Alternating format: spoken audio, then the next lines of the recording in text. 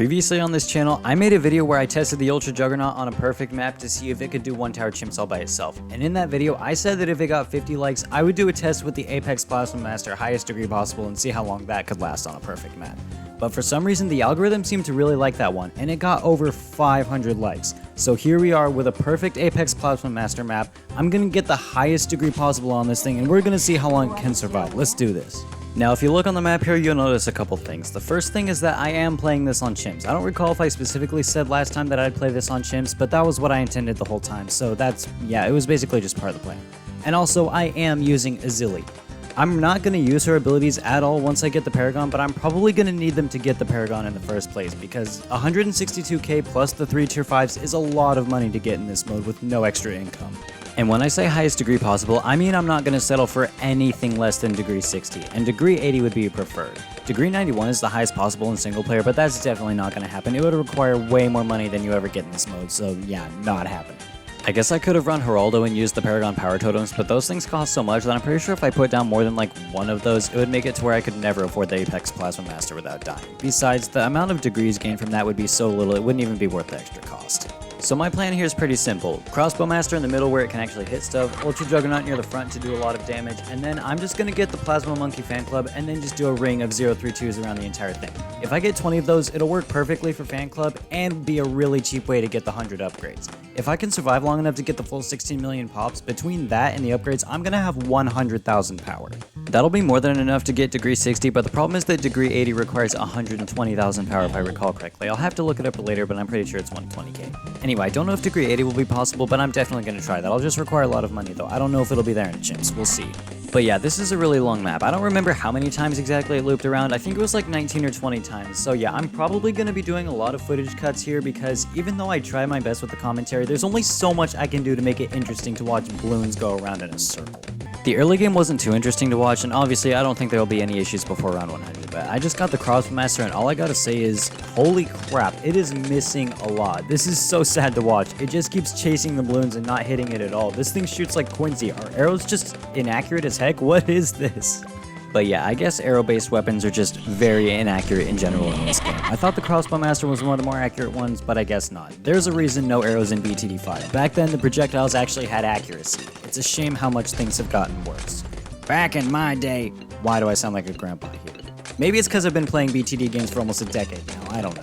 So I finally got my Dart Monkey army down. I figured it'd be best to spread them all around the map. That way if I'm using Plasma Monkey Fan Club, they can deal damage no matter where the balloons are. Maybe it would have been better to just have all the DPS concentrated in one spot, but I feel like this is better overall, especially with DDTs. They'll get hit no matter where they go. But yeah, all I need to do now is get Plasma Monkey Fan Club and then start saving up the $162,000 for the Paragon, plus whatever else extra I can get to boost the degree more. I'll see you guys around 100. Round 100 bad, no issues here. Even though Azili isn't quite level 20 yet, I still have Plasma Monkey Fan Club, plus the thing would loop around the track like 20 times anyway before it escaped. Definitely no issues whatsoever. I'm debating whether or not to get Glue Strike, because that thing would add a few more $1,000s that would be taken away from any Paragon degrees, but it would literally triple the damage of Plasma Monkey Fan Club when that's active. I feel like it would be worth it, I don't know. Honestly, I might have to get it eventually because remember, I'm not just trying to get money here, I'm also trying to get pops, and you have to get to like round 140 I think to get 16 million pops on these, especially considering that Azili is going to be stealing a lot of them with her passive damage and Moab heads. So it's definitely going to be a long journey. Glue Strike might be necessary. It doesn't cost too much. I think it's only like 10k. I'm not going to get the Storm. Too much money. Alright YouTube, quick update for you guys. I've made it to round 138. Glue Strike and Plasma Monkey Fan Club is destroying everything it touches. 20 of them plus 3 damage per shot is a lot of firepower when you think about it, especially with Azili's Mob. But anyway, I'm going to push a bit further with these even though I have the money already. I'm just going to try and get as much extra money and pops as possible to make sure degree is absolutely maximized. I want to see what this thing can do with the highest degree possible. So I kind of have to buy the Paragon now because I'm stuck on round 154. Mob Hicks couldn't save me, nothing could. I tried everything. And I ended up getting degree 75. I have to admit, I am a little disappointed. I was hoping for degree 76 because that used to be the single player max and that would have been a cool reference to that, but 75 will work. Probably no real damage difference, honestly. Now, if it was up to me, I would have kept going until I would have had enough money for degree 80, but I think that would have taken a while. 5 more degrees would have been like several thousand more power. I probably would have had to invest like another 100k into this, and in chimps, the money just isn't there. Balloons really don't give you that much after round 100. I've popped a ton of stuff and have not made any money at all, really. But I'm predicting there will be no issues until at least way past round 200, mostly because the map just loops around so many times, and also because at this point it's still killing bads in like 2 loops, and it loops around like 20 times, so they gotta get 10 times as far before they're an issue. Also, on another note, I was going to say that this was the most map-dependent Paragon, but in my last video, I said that Ultra Juggernaut was the most map-dependent tower, and I got absolutely cooked in the comments by people talking about the water towers. So guys, alright, I'll say it, Navark is the most map-dependent Paragon. But other than water and land issues, it is definitely Apex Plasma Master. Guys, don't cook me in the comments, alright? Now that I'm playing through this though, I'm reminded of just how much I enjoy using Paragons. So you know what, I'll make you guys another like steal since you guys seem to like those. If this video gets 100 likes, I'm gonna find the longest custom map and test every single degree 100 Paragon on it to see how long each of them can survive. I don't know how that's gonna go, but if this gets 100 likes, I'm gonna test it.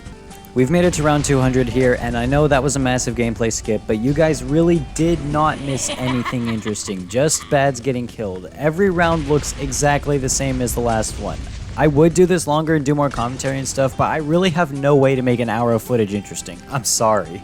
Honestly, the trick here is just keeping the Apex Plasma Master on strong, because then it just targets all the fortified bads and everything else gets hit by everything anyway, so all the pierce still gets maximized and it still does equal damage to like everything else almost, but it just focuses the strong one, which is the most important.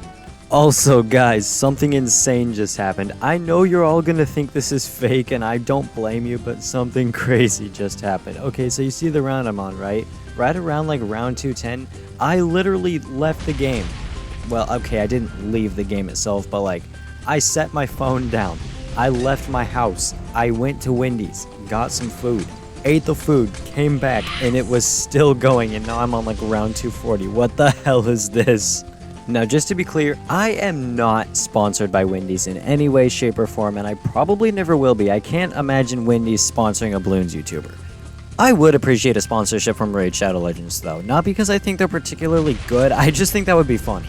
Also, sorry if my commentary isn't the best on this one, I'm just a little rattled right now because I had another video planned, but then my audio recording software managed to eat my entire voiceover, which really pissed me off, so I kinda had to do this video last minute. I'm a little more rattled than I normally am, but I was still having a lot of fun with this challenge. I'm just surprised this thing's still going. How am I still alive? I actually have to wonder what the perfect map would look like for each Paragon. I feel like for Boomerang Paragon, it would be a circle a lot like this one, except slightly smaller so the rotating glaives could always be hitting everything in it. For Engineer, I feel like just longest map because you could really put the sentries wherever. Navark doesn't really matter too much, just long map, it could just pull everything in. Goliath Doomship, again, just longest map, it'll just be... Okay, so I came back to find the thing dead to round 253. I guess I'm just really surprised, honestly, considering it's not even a degree 100, but this really is the perfect map for it, and this thing is super powerful and it has full potential. Anyway, if you enjoyed this video, make sure to leave a like, don't forget to subscribe to my channel, make sure to use creator code ShadowViperBTD, and I'll see you in the next video.